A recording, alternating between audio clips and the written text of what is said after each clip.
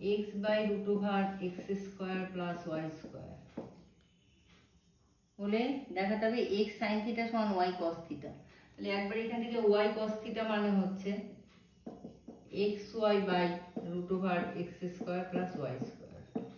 এবার cos theta যদি এটা হয় তাহলে কস থিটা মানে হচ্ছে কস স্কোয়ার থিটা হচ্ছে x square by x square plus y square.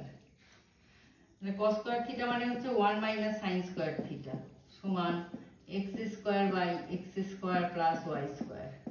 তাহলে সাইন স্কোয়ার থিটা মানে হচ্ছে 1 minus x square by x square plus y square. তার মানে y square by x square plus y square. তাহলে sine theta মানে হচ্ছে y by root over x square plus y square. তার মানে